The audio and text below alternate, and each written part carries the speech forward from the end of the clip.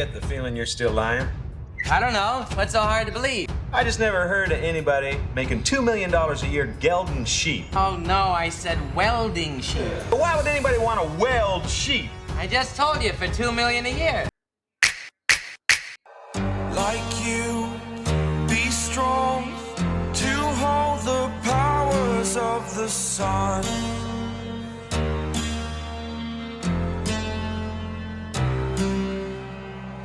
It is the world that has been pulled over your eyes to blind you from the truth. I show you how deep the rabbit hole goes. All I'm offering is the truth, nothing more. Let's listen to Pavarotti. Can I be your superhero? Hello, welcome to The Revealing. I'm your host, Pavarotti, and I'm here to discuss the Idaho 4 case. And this is part 2 of the video that I put out last night. And again, total speculation on these two. Normally I like to go through and just really pick things apart, stick to the facts, but there's something that I'm realizing real quick. And I'd already suspected it. But it was the release of that 911 call. That early release to only the guilters and release to the public on something that shouldn't have come out at this time. And it's why they did it. Now, when you look at discussions on the Idaho 4 case, it is so confusing to even try to gain knowledge on anything. They are coming out of the woodwork. And by they, I mean people that have no idea about the facts of this case. They're having conversations. People that have a little bit of the grasp of the facts in the case are, they even seem perplexed at some of the conversations that are going on. So it has had the effect that it was supposed to have. And why they released the 911 call, right as the texts and the transcripts of the 911 call came out, I mean, there can only be two reasons for it. One, they wanted to get it out there to create confusion in the community and cause the disarray that it's caused. Two, they wanted everybody to see how ridiculous, when you add these aspects into this case, it makes things that you want to feel sorry for the law enforcement and the FBI during their investigation, trying to put it all together and, you know, kind of feel for them when they said, the heck with it. Let's just go arrest this BRYAN KOHBERGER guy and get it over with, because nothing in this case makes any sense. Those are the only two conclusions I can come to. But that's not the right two conclusions to come to. The first one to create chaos and cause confusion and bring people out of their woodwork to discuss things about this case, and the clickbaiters. I mean, it is at an all-time high. What I'm going to do is I'm going to try to keep everything as close to the facts as I can, and I'm just going to give you my interpretation of these things, because I think it's important. Because when I look at all the things surrounding this, and then we add in these texts from the roommates, along with that 911 call, there's a couple of things that it is actually, in my mind, answered for me now. And I've come to my conclusions. I'm going to share them with you in this video, so you know what I'm thinking about this situation. And I'll give you the facts that back up my interpretations of why I'm thinking this way. And at the end, I'll tell you my conclusion. But a couple of things have really stood out to me when I compare facts that we already knew, facts that have come out recently, and these text messages, their times, and what they actually say, and then the mindset of the 911 call as it took place. So let me share with you what I've put together as it relates to all of this. You may find it interesting. It's my opinions. Okay, so my first interpretation of everything now surrounding DM's statements to law enforcement is her statements are a collection of events that she actually witnessed, some during the event and some once police arrived, And then some is just things that she pulled out of her mind that she's familiar with as she's giving these statements. The first one is she's seen a man wearing a ninja mask. I believe at some point in the night she actually did see that. She told BF that she had seen a man change into his underwear. Now, I recently had a text exchange with one of my subscribers that didn't agree with me on this, and this is what I want to show. Because this has been a confusing aspect of this case for a long time. We all know that Jay Logsdon was trying to get BF to testify to exculpatory material prior to the indictment of BRYAN KOHBERGER. And we've all assumed that exculpatory material was the fact that BF had seen somebody change out of their clothes and, according to the judge, put it in a trash bag as he left the house. But it's this right here that tells me that BF never actually seen anything. What she was describing in her affidavits was something that DM had actually told her. And you can see right here, it says, John Judge previously ruled that the text messages and statements of DM to BF are present sense impressions and excited utterances, holding both the text messages and the testimony of BF as to what DM told her were admissible as exceptions to the hearsay rule. So apparently most of BF's statements go to what DM told her happened. And I think that is the disconnect in that, because BF never actually seen anything. DM seen everything, but apparently DM has told BF some things that we haven't been told yet. And I believe those things are that DM had seen a man change into his underwear. But because it's exceptions to the hearsay rule, BF would be testifying to what statements DM told her. So it's very confusing, but I think that is the real answer. But keeping moving right along. So again, I said, I believe she saw a man wearing a ninja mask somewhere during the night. She told BF that she had seen a man change into his underwear. But Dylan's statements are a collection of events that she actually witnessed, some during the event, some once police arrived. I just mentioned the ninja mask, changing into the underwear. And then the other thing that she probably seen during the night was a man actually carrying a vacuum. So that means I believe she had seen people involved in the cleanup of this thing. But it just come out weird in her statements because her statements to law enforcement wasn't truthful. It was like a picking and choosing of little truths that she injected into her statement. And then you get into things that she described that doesn't really make sense. Like she described the guy she seen as having bushy eyebrows.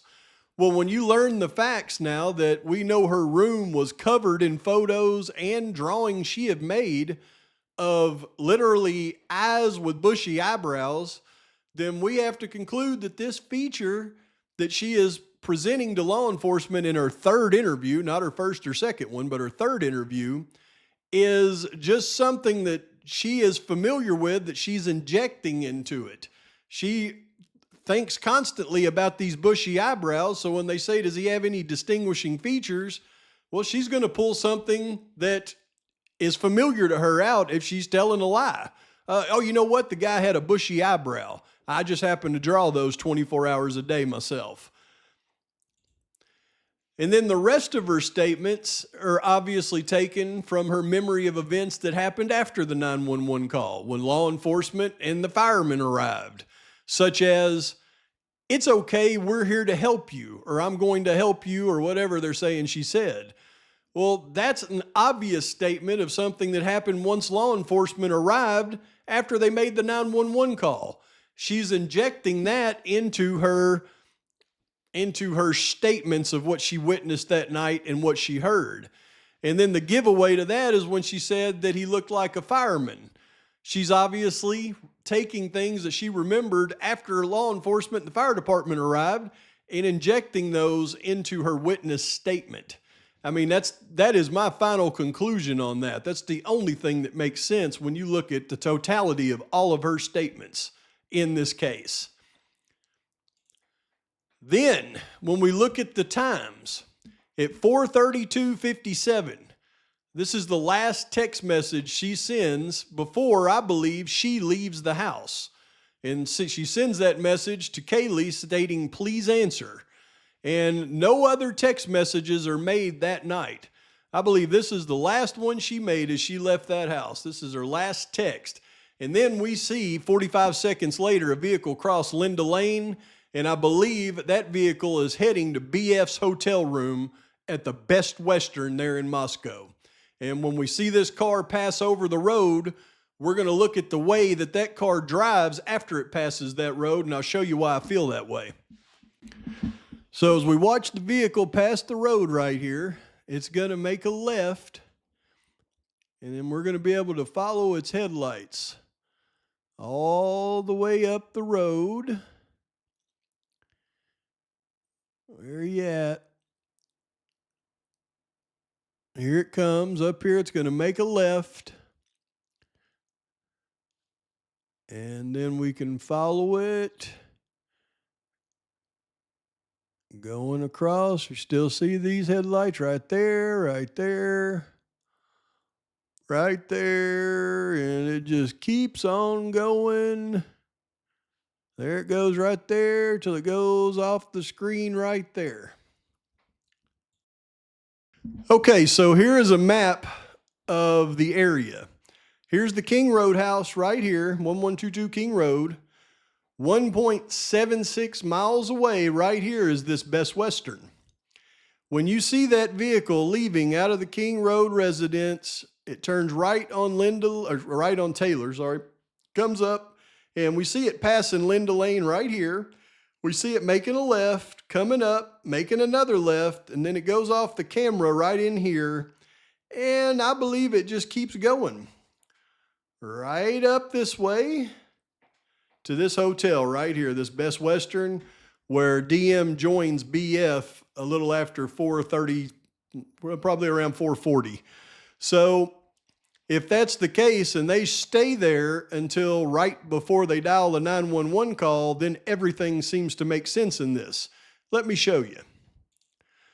When we look at BF's experiences that night, we have to read things into this PCA that I had never actually picked up on before. And it says DM and BF both made statements during interviews that indicated the occupants of the King Road residence were at home by 2 a.m. and asleep, or at least in their rooms, by approximately 4 a.m. The combination of DM statements to law enforcement, reviews of forensic downloads of records from both BF and DM's phone, and a video of suspect vehicle described below leads investigators to believe the unalivings occurred between 4 and 4:25 a.m. But it's this. DM and BF both made statements during interviews. But watch how it changes right here, y'all. The combination of DM statements to law enforcement,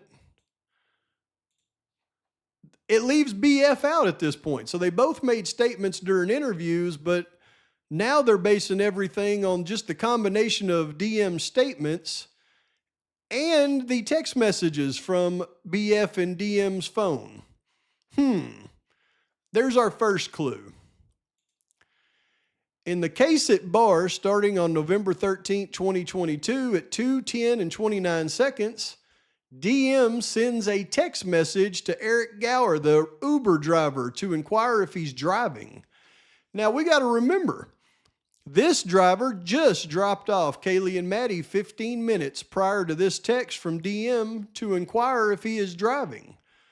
Well, we know he's driving. He just dropped off Kaylee and Maddie. So who was he going to come and pick up? It wasn't DM. She was texting for BF. She needed a ride from the house to her hotel room, because we assume he didn't pick up DM because she makes statements to law enforcement that she was still there during the atrocity. But then who did he pick up? In my opinion, this text is from DM to Eric G, and it was made for BF. Eric G picked up BF shortly after and took her to a hotel room. The hotel room I just showed you that I believe was the Best Western. Now, when we look at these text messages, let's look at them from the perspective that BF is not in the house. She's at her hotel room during this time. DM to BF at 4:22. No one is answering. I'm really confused right now. She texts Kaylee. BF responds, yeah, dude, what the F? Xana was wearing all black.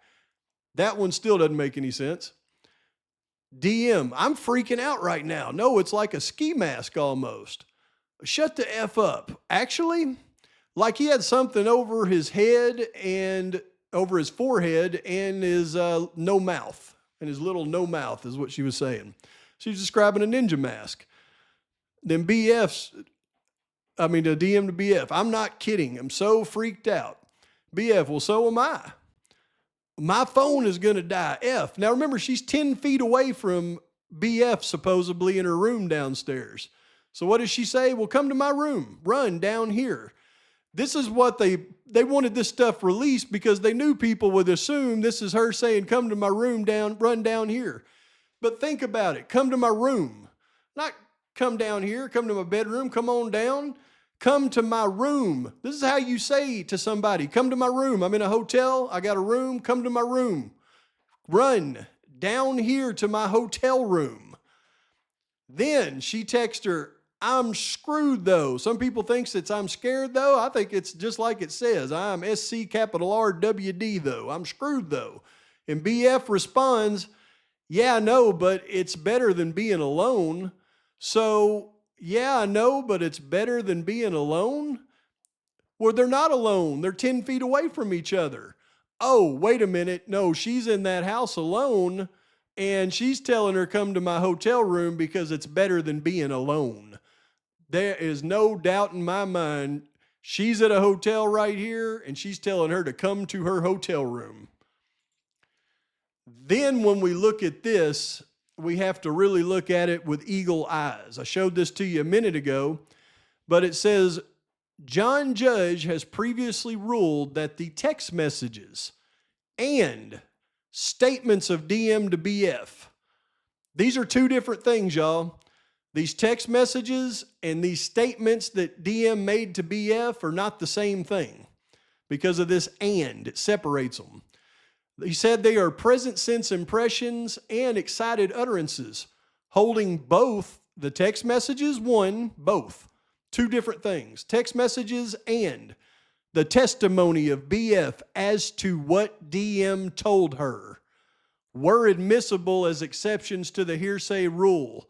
So, every statement that BF made as to the facts that she had seen that night was statements of what DM told her. Things that we haven't seen about the guy putting his clothes into the bag in his underwear, these are statements that DM made to BF. And this is the testimony that BF, as testimony of BF as to what DM told her. BF was never even in the house. The only thing she's testifying to is what she texted to and what DM told her in her statements from DM to BF. So BF's entire testimony after 2 a.m. consists only of what DM told her. So you must separate the text messages from the statements to BF from DM. They are not one and the same. The testimony of BF as to what DM told her was statements outside of what we're seeing in the text messages. So that's why I say when you go up here and you see it says DM and BF both made statements during interviews. They indicated the occupants were at home by 2, but look, BF is gone right here. The combination of DM statements to law enforcement and downloads of records from BF and DM's phone. So BF is gone, y'all. She's in a hotel room and they know it. And they just haven't explicitly said it, and they're letting you imply that she was in her bedroom. Now, when we look at the 911 call, tell me if looking at it from this perspective doesn't make sense. The 911 call was made almost at noon. Well, what happens at noon when you're in a hotel room? Hotel room checkout time is noon. Even if a hotel's checkout time is 10 or 11, all you have to do is call the front desk and ask for a late checkout, and they'll always give you noon. Noon is the international checkout time of a hotel room. The next morning, DM sends the following text messages starting at 10:23. She sends it to Kaylee and Maddie and says, please answer, are you up, are you up? You can bet they aren't crying hysterically at this point, because if they were, they could just leave out of their bedroom and go up and check on them. But they didn't at 10:23. It didn't almost 2 hours later before they do that and call 911. Why? Because they're in a hotel room right here when they're texting them. Then at 11:39, she texts her father, Brent. Now, I said last night that I think this changes a lot, and everything I said, now that I've thought about it, doesn't make any sense. I don't think Brent has anything to do with it, simply from the fact that if she texted him something, law enforcement would know exactly what she texted him. This is probably just her texting her dad, checking in or something. So then when you look at this, at 11:50, DM receives a text message from Jay, that's Hunter J, stating, bro, be right over. What does DM do? Because she's sitting in a hotel room, she calls Hunter J's girlfriend 3 seconds later and says, hey, wait a minute. Don't come over right this second. We're not there yet. We're at a hotel. We're about to head back over there right now. Give us just a few minutes. And that's why when she gets the other text from him 3 seconds later, she's still on the phone talking to his girlfriend. So looking at it from that perspective, they roll up to the house. It's 11:55. They're 1.75 miles away. They roll up to the house about 5 minutes later, and they meet them out in front. One of these roommates, either Dylan or Bethany or both, they ease into the house, yell for their roommates, walk up the stairs, and then they can see into Xana's room, her laying on the floor, and she's not moving. So what do? They run out of the house, and Hunter and his girlfriend are there at that time, and they dial 911 frantically saying, our roommate is unconscious, help. And they do it frantically. Now it makes sense. But during the 911 call, at one point, the 911 operator says, y'all need to go in and check on them, find out if they're breathing or not. So what do? They say, we've got to go in. No, we have to. So they go inside with Hunter J. As they go up the stairs, they're standing at the edge of the stairs. Hunter goes all the way to the bedroom, sees Xana and Ethan in there and what really happened, and he tells them, go, get out now. They run outside, and then Hunter gets on the phone and says, wait a minute. No, you have to talk to him because he wants out of it at that part of it. Listen to that 911 call, and you can tell. He wants himself separated, says, no, you got to talk to him. And then when they start talking to him from that point, their franticness kind of starts to wane a little bit. So my conclusions of all this, they need to lock DM up tomorrow or today and then start a much deeper investigation into BF, no doubt. I challenge anybody to find anything in the PCA or the court documents that definitively states that BF was in that house the night of the atrocity or the morning of the atrocity until the 911 call was made. I challenge you. Find anything that suggests she was there. There is nothing to find because she wasn't there. She was at a hotel room. And that's why they released those text messages, because they knew that would confuse you as well, because she says, come down to my room. Yeah, you'll confuse the masses with that, folks, but you are not going to confuse Pavarotti, because I have eyes to see and ears to hear. And folks, let me tell you, there is some things going on with this case right now that I can't divulge to you yet, but they could be huge. And one of the things, I'll give you a little hint, and we'll see if anybody can figure it out.